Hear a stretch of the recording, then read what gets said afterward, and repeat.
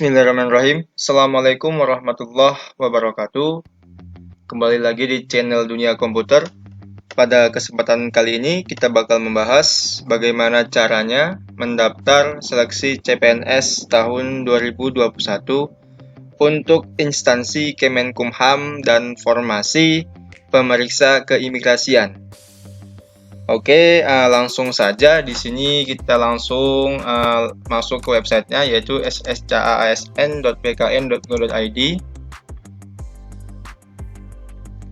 Ya, di sini saya sudah mendaftar ya, jadi saya langsung klik login saja. Dan untuk cara pendaftarannya akan saya sisipkan di deskripsi. Oke, langsung saja di sini saya input nomor NIK saya, lalu masuk. Oke, sebelumnya saya sudah mengisi biodata, jadi dia secara otomatis akan masuk ke menu ataupun ke tahap jenis seleksi ya. Di sini saya bakal ulangi ya.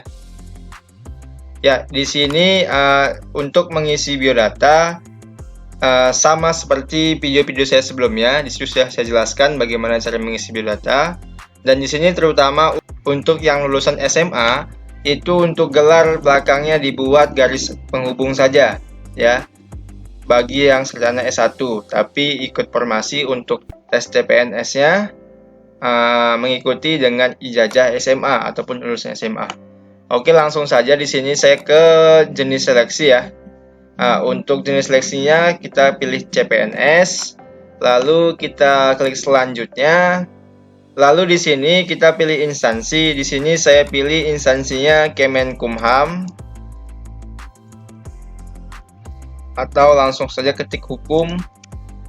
Ya, ini Kementerian Hukum dan Hak Asasi Manusia.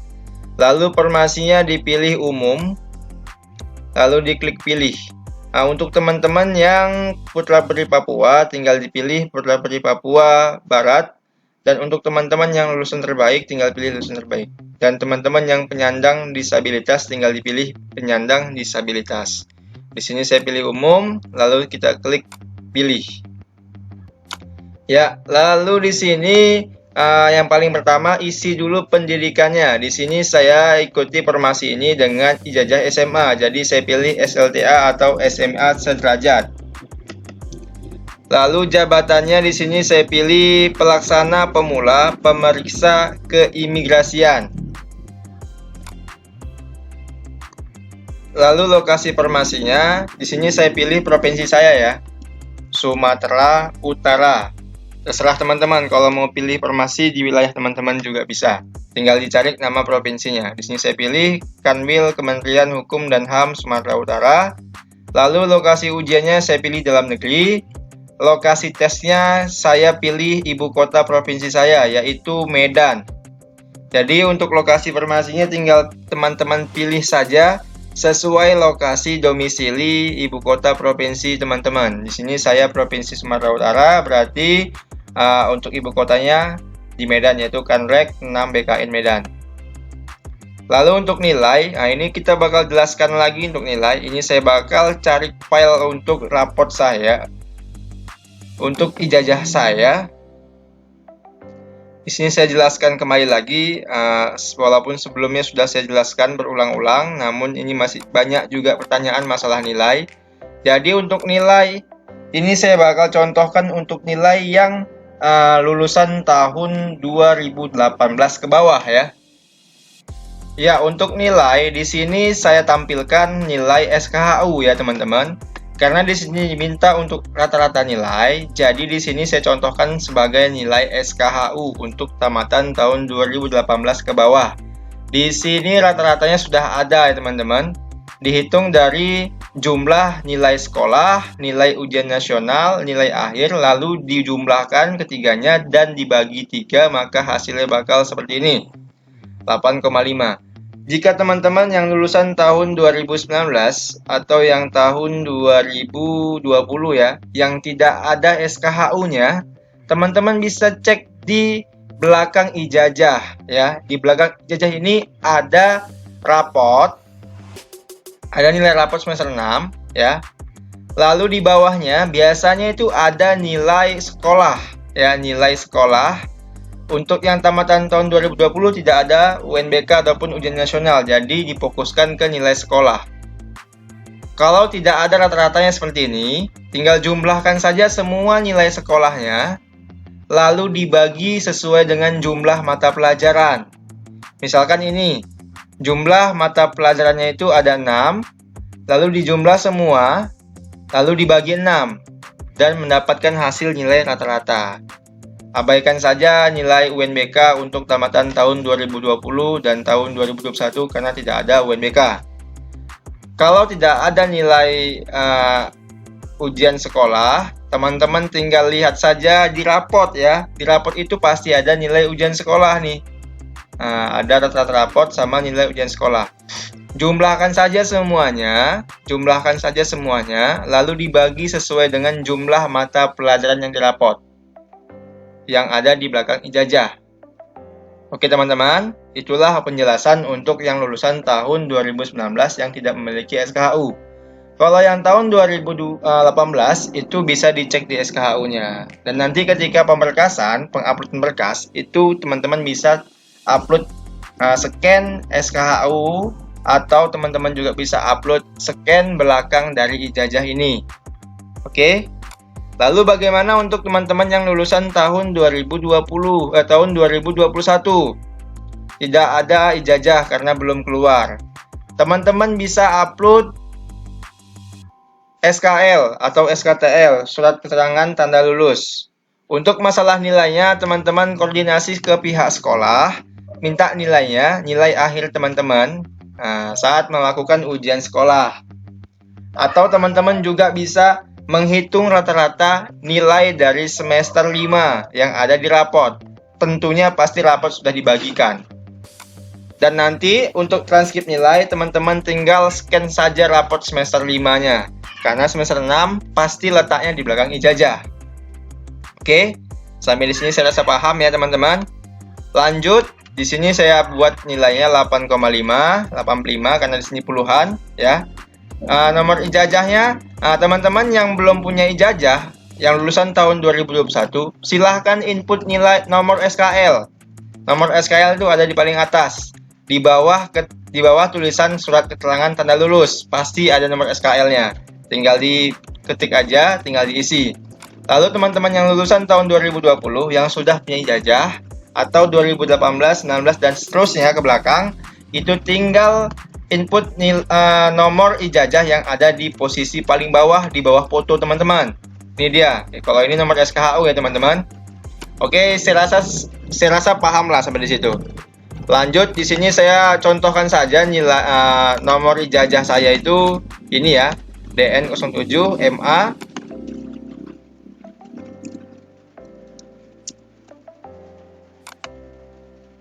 002987. Ya, seperti ini A-nya kecil. Lalu tahun lulusnya di sini sesuai ijazah ya. Tahun 2014. Lalu tanggal ijazahnya disesuaikan tanggal 20 Mei tahun 2014. Tinggal dipilih tahunnya 2014. Bulannya tinggal dipilih bulan Mei. Tanggal 20. Seperti itu teman-teman. Lalu nama sekolahnya dibuat SMA Negeri 1, sesuaikan dengan nama sekolah teman-teman. Kalau sudah, diisi CAPTCHA 983E. E-nya kecil. Maka dia bakal masuk ke tahap penguploadan dokumen. Oke, langsung saja ya. Di sini bakal kita bahas satu persatu supaya teman-teman tidak bingung lagi dan pastikan teman-teman untuk tidak salah mengupload ataupun tidak keliru dalam persiapan berkasnya, karena persiapan berkas dan penguploadan berkas ini paling penting. Kalau teman-teman salah upload itu bakal menyebabkan gagalnya seleksi administrasi. Oke, di sini yang pertama, teman-teman upload surat lamaran yang ditujukan kepada Menteri Hukum dan HAM RI bermaterai 10.000 dan ditandatangani dengan pena berwarna hitam sesuai dengan format yang terdapat pada laman http CPNS Kemenkumham. Jadi, untuk surat lamaran yang pertama, teman-teman download ya. linknya ini cpns.kemenkumham.go.id. Cukup tinggal copy aja nih, tinggal copy aja ya. Lalu teman-teman new tab, paste di sini, tinggal di enter ya. Kalau udah tampilannya seperti ini, teman-teman tinggal pilih unduh dokumen ya. Pertama, unduh dulu surat lamaran untuk SLTA karena kita melamar menggunakan ijazah SLTA ataupun SMA. Ya, terunduh. Lalu setelah diunduh, teman-teman juga unduh lagi surat pernyataan 13 poin karena memang ada dibutuhkan untuk penguploadan surat pernyataan 13 poin. Ini bakal kita bahas nanti di tahap selanjutnya ya. Yang penting kedua file ini sudah di-download. Kalau sudah, teman-teman buka saja format surat lamarannya. Oke, kalau sudah dibuka, klik enable editing. Ya, kita ubah ukurannya jadi besar ya.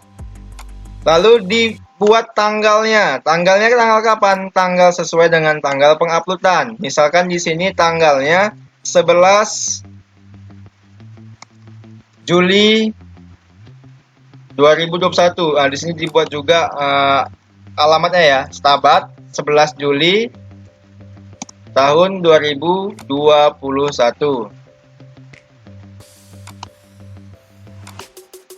Jadi masih ada 10 hari lagi teman-teman ya. Lalu nama, diisi nama lengkap. Nah, sesuai KTP. Tempat tanggal lahir diisi sesuai dengan KTP. Tanggal lahir juga sama, jenis kelamin dibuat ini abaikan saja, memang otomatis. Pendidikan SMA, misalkan di sini SMA Negeri 1 Stabat, tinggal dihapus SMK-nya, tinggal dibuat SMA Negeri 1 Stabat misalkan. Jurusannya ya tinggal dicoret saja jurusannya, misalkan teman-teman jurusannya IPA, tinggal dicoret jurusan IPS seperti ini. Nah, kalau teman-teman lulusan SMK, tinggal dibuat SMK Negeri 1 Stabat, jurusannya dibuat di sini TKJ, dihapus saja semua, diganti TKJ. Nah, seperti itu. Lalu jabatan yang dilamar, di sini kan kita bahas pemeriksa keimigrasian, jadi penjaga tahanannya dicoret. Kalau teman-teman mau daftar penjaga tahanan, yang dicoret itu pemeriksa keimigrasian. Jadi sama ya teman-teman. Lalu jenis kebutuhan. Di sini teman-teman coret semua, tinggalkan yang umum. Nah, karena dia nggak boleh dihapus. Dia syaratnya coret yang tidak perlu. Lalu berikutnya alamat diisi sesuai dengan alamat KTP. Nomor HP diisi nomor HP yang aktif. Alamat email juga diisi dengan alamat email yang aktif. Lalu di sini ada 3 lampiran. Sebenarnya nggak 3, ini lebih dari 3. Kenapa saya bilang lebih dari 3? Karena di sini disesuaikan dengan apa yang bakal kita upload nantinya. Misalkan nomor 1 itu kan surat lamaran. Ya, ditulis surat lamaran. Yang kedua apa? Tinggal dilihat. Yang kedua akte kelahiran. Nah, jadi apa yang kita upload di sini kita tuliskan sebagai lampiran. Yang ketiga, ya, yang ketiga di sini kita buat aja ya. Nah, yang ketiga di sini surat keterangan berbadan sehat. Nah, ini surat kesehatan. Yang keempat, apalagi yang keempat KTP. Yang kelima, surat pernyataan 13 poin. Ini yang kita download tadi, kan ada 2 yang kita download. Lalu berikutnya 6, ijazah asli. Ini ijazah asli. Lalu transkrip nilai. Ketujuh. Dan ke-8, pas foto 4x6. Nah, jadi seperti itu lampirannya. Kalau sudah ya, di print, dibuat dulu namanya di sini ya, nama lengkap dibuat dulu, sesuaikan. Lalu di print, di tanda tangannya dihapus saja, dihapus. lalu di print, lalu ditempel materai 10.000, lalu ditandatangani. Setelah itu teman-teman scan, dan setelah di scan di-upload di sini.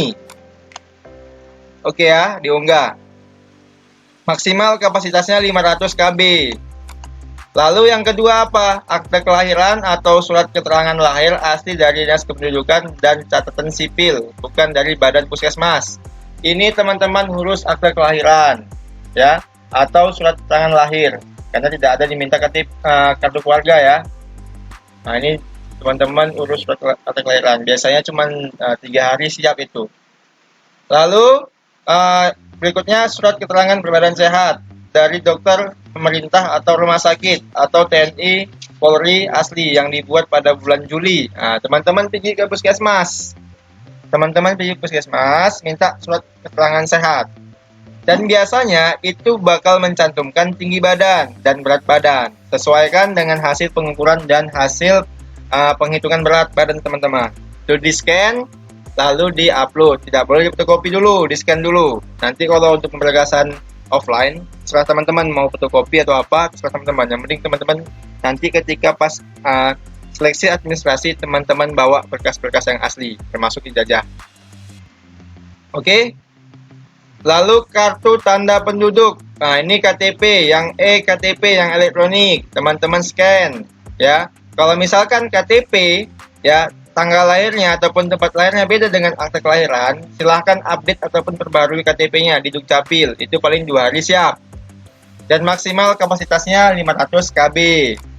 Lalu berikutnya, ya, surat pernyataan 13 poin. Ya, di sini tadi kita sudah mendownload 2 file. Yang pertama, file lamaran sama file surat pernyataan, ya. Kan di sini kan ada nih, lamaran sama surat pernyataan. Ya, ini sekarang kita buka ya. Oke, enable editing.